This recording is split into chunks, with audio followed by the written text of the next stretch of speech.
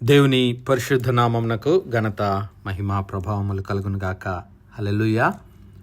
మరొకసారి ఈ అనుదిన బైబిల్ ధ్యానములకు మీ అందరినీ మన రక్షకుడు ప్రభువైన యేసు క్రీస్తుల వారి పరిశుద్ధ నామంలో ప్రేమతో ఆహ్వానిస్తున్నాను. ప్రియులారా, యేసు క్రీస్తు ప్రభుల వారు లేఖనముల ప్రకారము మన పాపముల నిమిత్తము మరణించి సమాధి చేయబడి లేఖనముల ప్రకారము 3వ దినమున పునరుత్థానుడిగా తిరిగి లేచి 40 దినముల వరకు అగుపడుతూ దేవుని రాజ్యమును గూర్చినటువంటి అనేకమైనటువంటి విషయాలను శిష్యులకు మరి ఆ జనులందరికీ ఆయన బోధించాడు. ఆ బోధించినటువంటి ఆ విషయాలను, ఆ దేవుని రాజ్య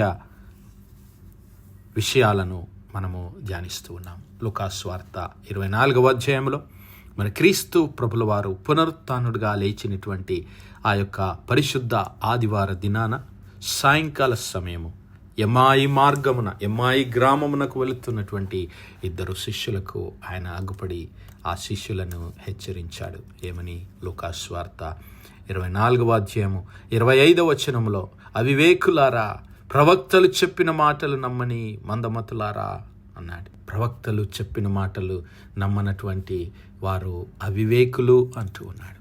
దేవుని పరిశుద్ధ లేఖనాలను దేవుడు తన పరిశుద్ధాత్మ చేత, తన ప్రవక్తల చేత పలికించి రాయించినటువంటి లేఖనాలను నమ్మనటువంటి మందమతులారా, అవివేకులారా అంటూ ఉన్నాడు.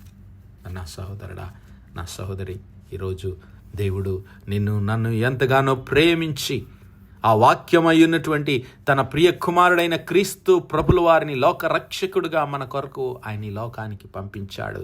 ఎంతమంది అయితే ఆయన నామమందు విశ్వాసం ఉంచుతారో వారందరూ నశింపక నిత్య జీవం పొందినట్లు దేవుడు ఆయనను అనుగ్రహించాడు.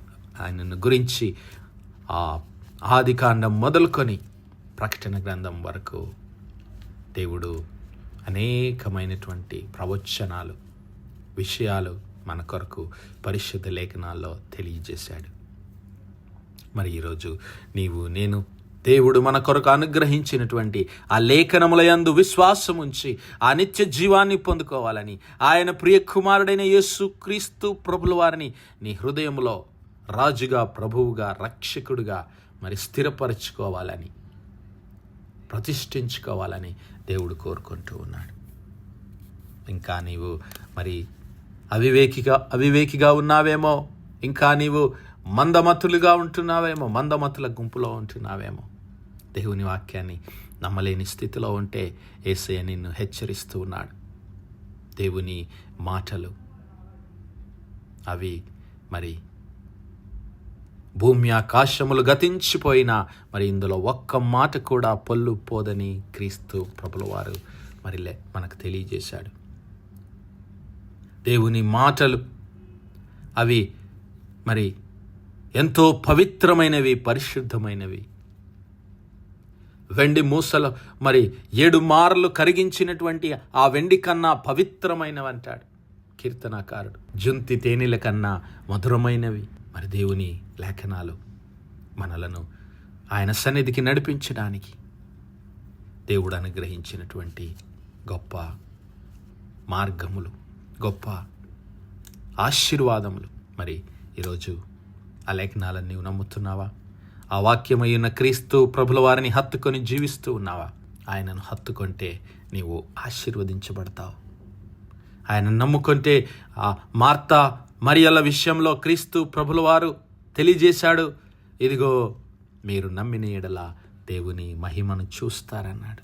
ఆ మార్తతో, మార్తా నీతో చెప్పలేదా, నీవు నమ్మిన ఎడల దేవుని మహిమను చూస్తావు, పునరుత్థానమును జీవమును నేనే, నా యందు విశ్వాసముంచిన వాడు చనిపోయినను తిరిగి బ్రతుకును, బ్రతికి నా యందు విశ్వాసముంచి వాడెన్నటికీ చనిపోడు అని క్రీస్తు ప్రభుల వారు లేఖనం ఆయన జీవించిన కాలంలో ఈ మాటలు మన కొరకు తెలియజేశాడు.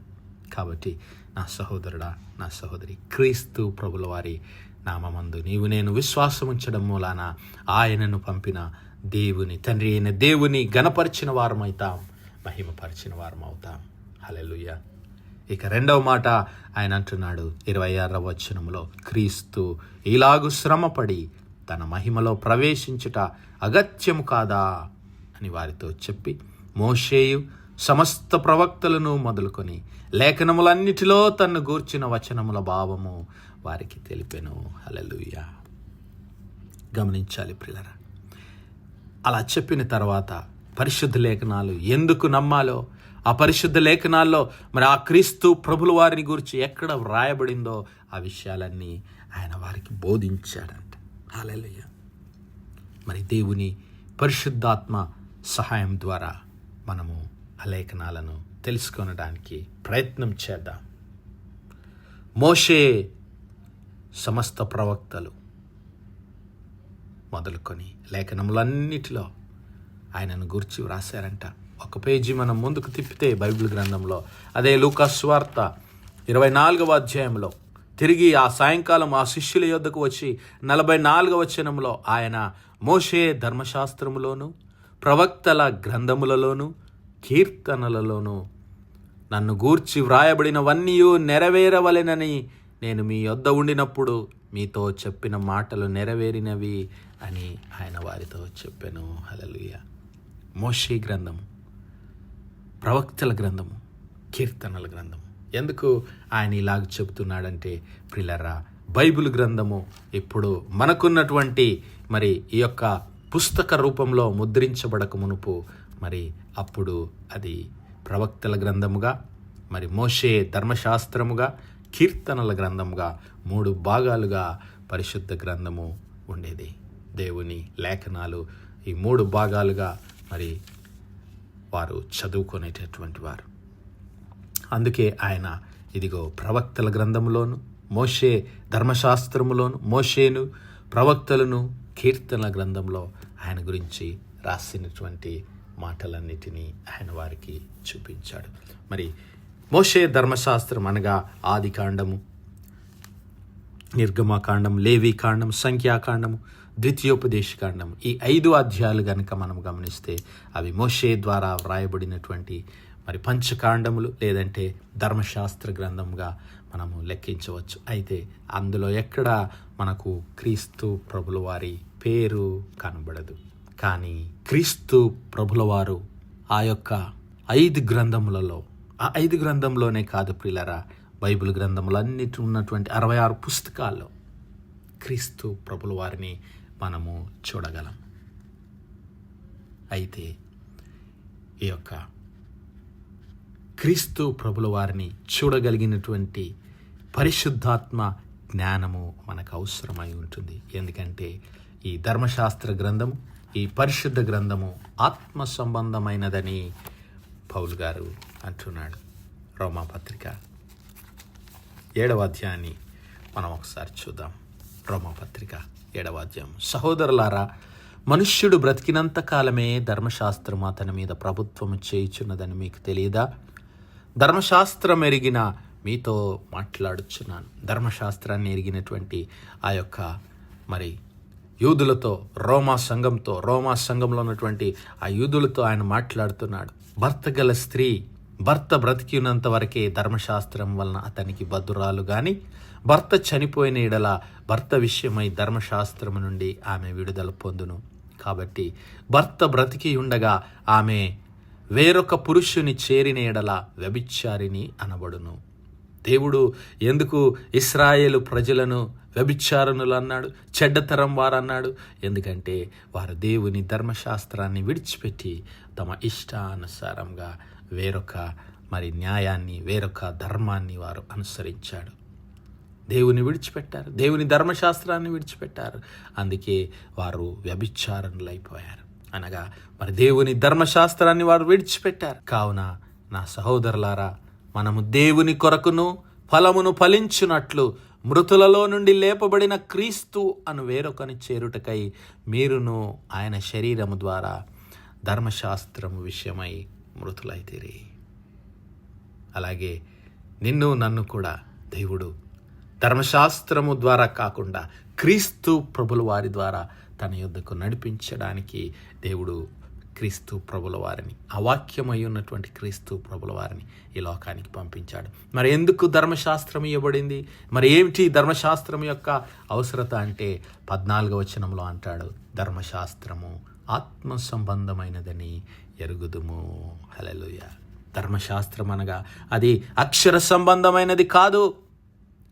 6వ వచనంలో, ఇప్పుడైతే దేని చేత నిర్బంధించబడితిమో దాని విషయమై చనిపోయిన వారమై ధర్మశాస్త్రము నుండి విడుదల పొందితిమి గనుక మనము అక్షరానుసారమైన ప్రాచీన స్థితి గలవారము కాక ఆత్మానుసారమైన నవీన స్థితి గలవారమై ఉన్నాము. ధర్మశాస్త్రము మరి అక్షరానుసారమైంది కాదు. అక్షరానుసారం అనగా మరి పాపపు స్వభావానికి సూచనగా ఉంటూ ఉన్నది. ఈ లోక సంబంధమైనటువంటి విషయాలు మాట్లాడుకోవడానికి కాదు ధర్మశాస్త్రం దేవుడు మనకు అనుగ్రహించింది.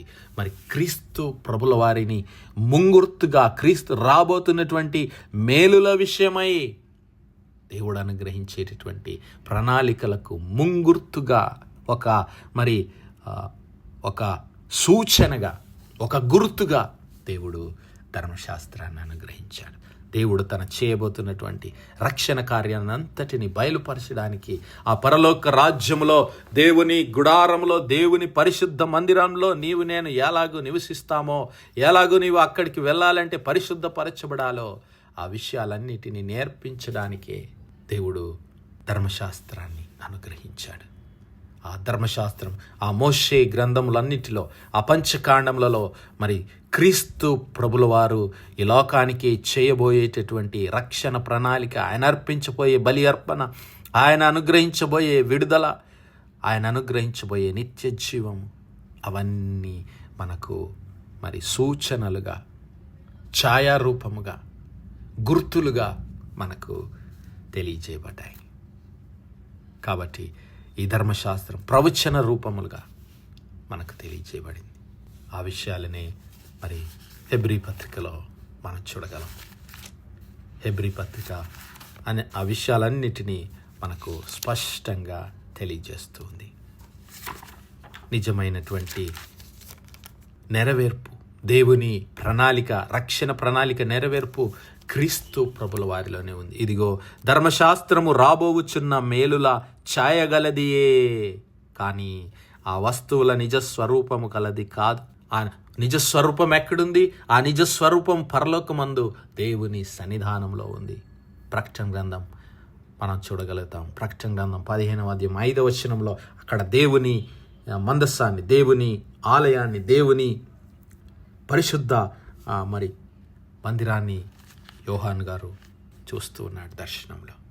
ఆ యొక్క మరి ప్రకటన గ్రంథం 20, 21, 22 అధ్యాయాల్లో ఆ యొక్క పరిశుద్ధ గుడారము, దేవుని మందిరము, దేవుని ఆలయం మనం చూడబోయేటట్టు మోషేకు దేవుడు చూపించినటువంటి మాదిరి ఆ పరలోక మందిరం మన దేవుని అక్కడ చూడగలం.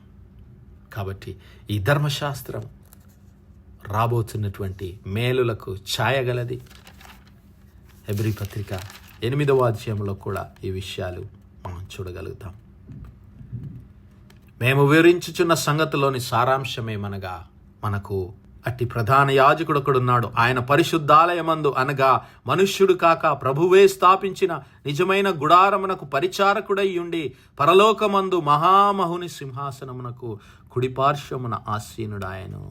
హల్లెలూయా. మోషే గుడారము అమర్చబోయినప్పుడు కొండ మీద నీకు చూపబడిన మాదిరి చొప్పున సమస్తము చేయుటకు జాగ్రత్త పడుమని దేవుని చేత హెచ్చరింపబడిన ప్రకారం ఆ యాజకులు పరలోక సంబంధమగు వస్తువుల ఛాయారూపకమైన గుడారమందు సేవ చేయుదురు.